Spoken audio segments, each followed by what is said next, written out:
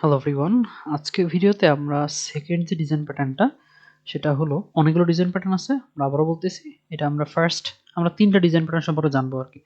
একটা হলো singleton design pattern, এখন আমরা শিখবো হচ্ছে নাম্বার 2, সেটা হলো ফ্যাক্টরি ডিজাইন প্যাটার্ন। তো ফ্যাক্টরিতে আসলে কি হয়, একটা ফ্যাক্টরিতে আমরা কি হয়, বিভিন্ন ধরনের প্রোডাক্ট তৈরি হয়, বা একটা ভেহিকেল ফ্যাক্টরিতে কি হয়, একটা ভেহিকেল ফ্যাক্টরিতে প্রাইভেট কার তৈরি হতে পারে, বাইকও তৈরি হতে পারে, তাই না? তো এটা আসলে এই সেম কাজটা আসলে ফ্যাক্টরি ডিজাইন প্যাটার্নটা করে।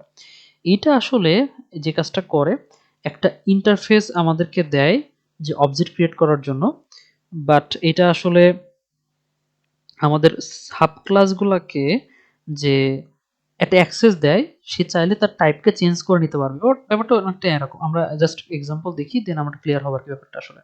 তো আমরা ডিরেক্ট এক্সাম্পলে আসি। সাপোজ হচ্ছে আমাদের কাছে একটা ক্লাস আছে, কার ক্লাস। এরপরে হচ্ছে আমরা এখানে একটা ড্রাইভার নামে একটা ক্লাস ফাংশন রাখলাম।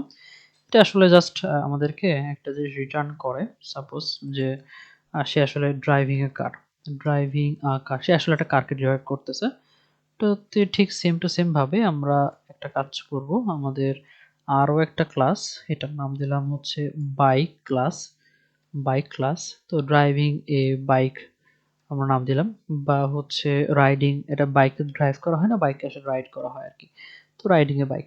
ওকে, এরপরে আমরা হচ্ছে দিলাম সাপোজ আমরা দিলাম যে আমরা বললাম এটা একটা ফ্যাক্টরি বানাবো, যে ফ্যাক্টরির মধ্যে আসলে এই গাড়ি এবং আমাদের কার এবং বাইকগুলোকে বানানো হবে আর কি। তখন বললাম ভিকেল ফ্যাক্টরি, ভিকেল, ভিকেল ফ্যাক্টরি।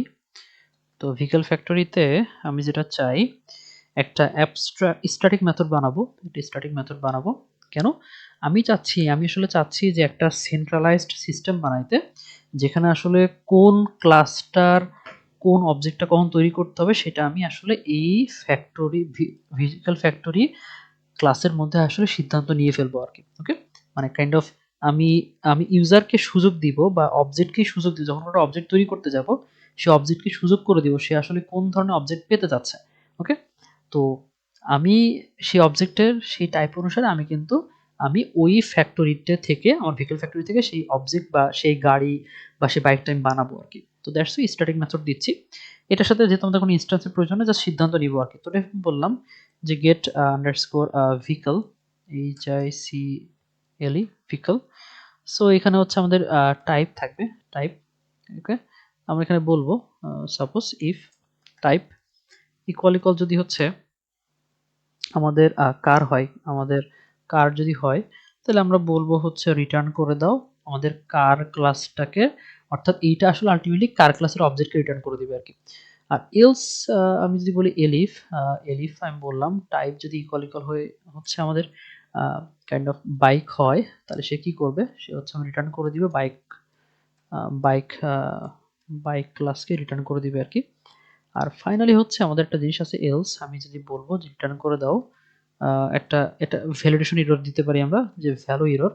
এখানে আমরা বলবো যে আননোন বাইক, আননোন বাইক। ওকে, সো এরপরে আমরা এখন জাস্ট একটা কাজ করতে যদি চাই, একটা ভেহিকল বানাবো।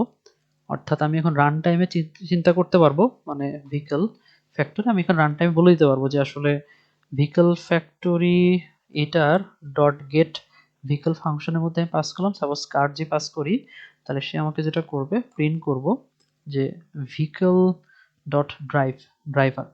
আমি কিন্তু আমি এখন রান টাইমে সিদ্ধান্ত নিতে পারতেছি, রান টাইমে অর্থাৎ আমি যখন কোডটা রান করব সে কিন্তু আমাকে এখন ওই ড্রাইভিং এর কার, তার মানে আমি এই ক্লাসগুলো কোনো অবজেক্ট তৈরি করব না, আমার কন্ডিশনালি একটা ফ্যাক্টরির মধ্যে, একটা সেন্ট্রালাইজ সিস্টেমের মধ্যে আমি সিদ্ধান্ত নিব কখন কোন অবজেক্টটাকে আমি বানাবো আসলে। ওকে, তো এই যে সিদ্ধান্তের ব্যাপারটা, এটাই আসলে আমাদের ফ্যাক্টরি মেথডটা, যেটা আসলে একটা সেন্ট্রালাইজ সিস্টেম তৈরি করে এবং সিদ্ধান্ত নিতে আমাকে হেল্প করে আর কি। ওকে, তো এটা ছিল হচ্ছে আমাদের ওভারঅল ফ্যাক্টরি মেথড কিভাবে কাজ করে। আমরা নেক্সট ভিডিওতে গিয়ে আমাদের আরেকটা ডিজাইন প্যাটার্ন আছে সেটা দেখার চেষ্টা করবো আর কি। ধন্যবাদ সবাইকে।